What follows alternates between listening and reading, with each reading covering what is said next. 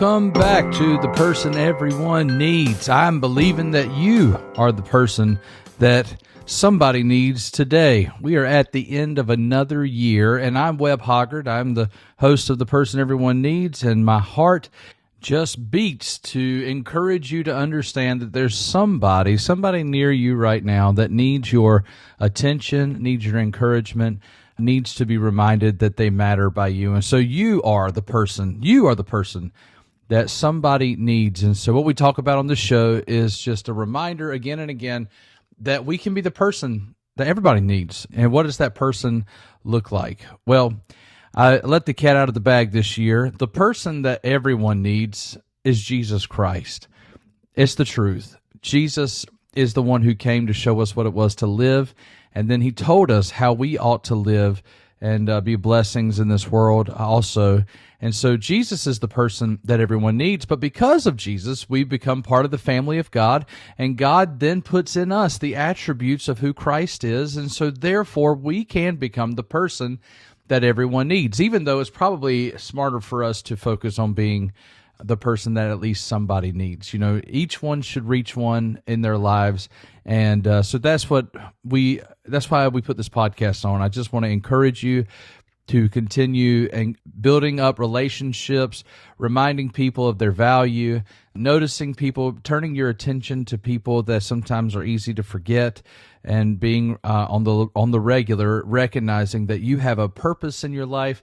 There's an identity that has been made for you. Know exactly who you are and play the character that you're supposed to play in the play, and then fulfill your destiny. There's a reason why you're on this earth, and don't allow anything to push us to the side. Don't allow anything to distract you from what really matters. And then lastly, we all have a legacy to leave. And it's not what we leave behind, but who we leave behind. And so are we making sure that we're investing and blessing those who matter the most? So my heart just beats to tell you that over and over again. Find your identity, recognize your destiny, and chase after leaving a legacy that will fulfill your life, that you will feel the fulfillment that God has offered us in this life to do. But if I could just share with one thought that I felt like this year really kind of opened my eyes to again, as I'm on my 39th trip around the sun. Next year, I'll turn the big 40, and so I'm already whining and thinking about what that means and what that looks like, and how I can't believe I've gotten this old, and how thankful I am to be this old, and then what it might mean to my prodigy status. You know, when you turn 30, the opportunity to be a prodigy is over. There's nothing you're too young to do other than die, which is, good comedians say that, so I'm not making that up on my own. But at 40 years old, I mean, what possibly could I do at 40 that it's like, wow, you're so young to have done that?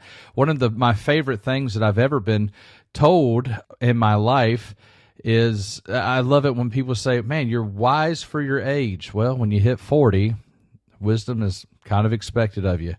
I was reminded recently of Dr. Rutland, one of my big mentors in my life. He was the president of my college when I was attending university at Southeastern.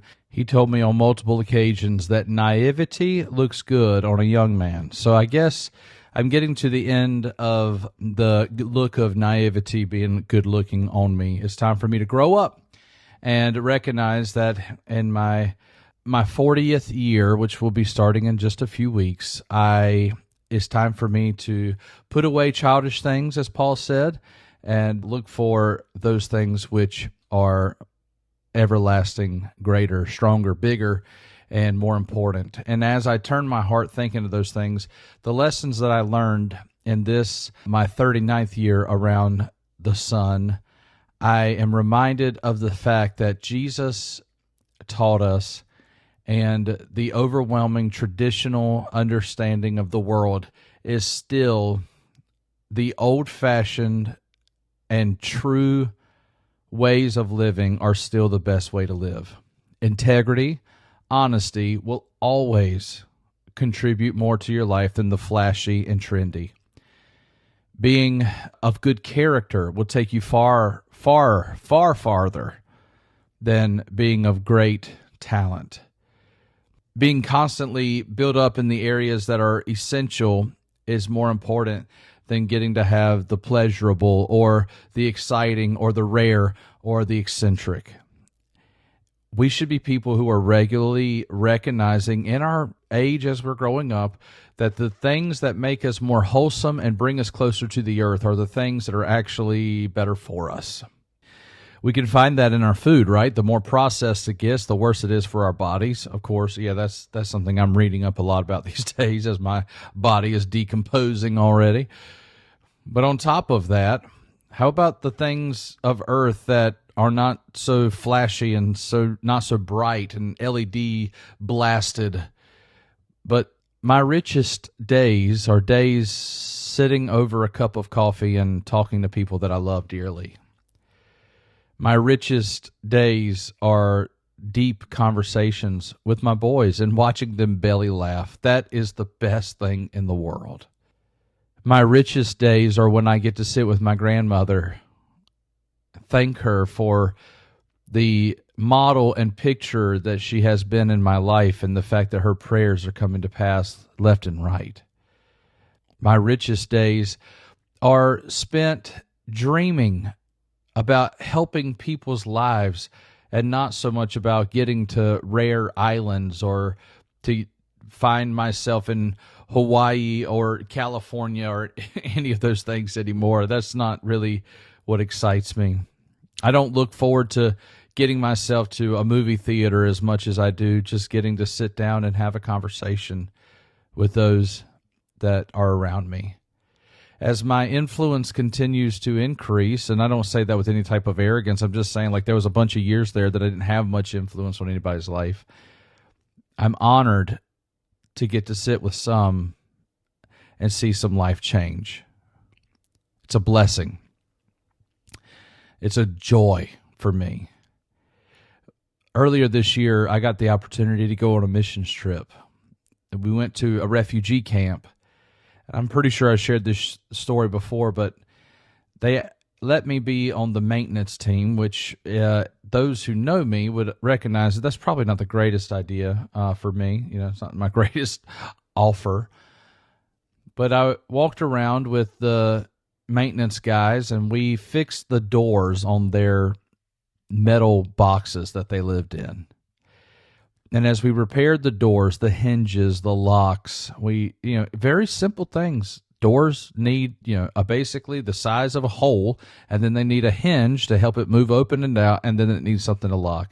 And any part of that that's not exactly right is in desperate need of repair. So we fixed hinges that had fallen out of the hole in the wall. We put boards on the bottom of doors that had been pulled apart by those looking for people's belongings.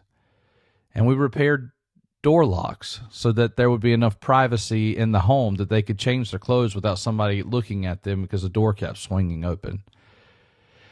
And what keeps hitting me over and over again is that when you really want to help somebody, when you really want to do what you can to build and bless, it's the basic things that change things. Doors, shelter, water, clothing. It's the expectation of extravagance that is constantly making us more and more sick. When we get down to it, the things that matter most are the things that we consider least. A conversation might be the very thing that changes somebody's life. Attention is often what somebody's looking for in their life, just someone to look them in the eye and recognize that they matter. Instead of trying to constantly fill the cup of those people around us who are constantly asking for more and more and more, what if we could find those that had very little and offer them what we have in ourselves? What if the things that we decided to do in the new year was that we were going to let go of the extravagant expectations of making sure that we fill our social media accounts with grandiose opportunity? Instead, we were going to become the kinds of people that lived the life of joy, no matter how minimalist it is, no matter how lower it is, realizing that the true health, the real joy, the real goodness of our lives, actually, it probably always comes down to just spending the real time with the people that really matter and following a real God finding our real calling and realizing that the great joy of life is not to chase down fame, but it might just be providing the door for somebody. Maybe you can't offer much. You can't buy a whole house or something like that, but maybe you can offer your attention. You can let someone know that their concern is valid and do what you can to help. As I went around that complex, again, not a great builder of any sort, but able to provide for just a moment some human attention, because I didn't even know their own language. I didn't know how to speak to them, but just letting them see that I saw them, that I cared, and then we fixed their door, and they were grateful for it. Because I guess the thing, if I can boil all this down to something, is this. I think what I'm learning as I get a little bit older is that the base things are the best things. Not the most extravagant, not the most exciting, not the most out there, not the rarest, not the most precious. It's the things that are closest. It's the things that are easiest to grab hold of that are actually the best things. And we should be thankful for that, but often we're not. We're unsatisfied by the common denominators. And as the world continues to get more complex and complicated, we're going to be all the more searching for the things that we have an abundance of. So my encouragement to you is, instead of looking for the spectacular and the special, start turning your heart toward the basic and the simple pleasures of life. And there's nothing that will bring you more joy than to fulfill the purpose of your life, which is to glorify God. And God is most glorified when we're most satisfied in Him. So that's what I'll leave you with today, person that everyone needs. You are someone who can glorify God the most by being the most satisfied with what you already have. So I hope that you'll be a grateful, thankful, satisfied person, because that's the kind of person that everyone needs. Happy New Year.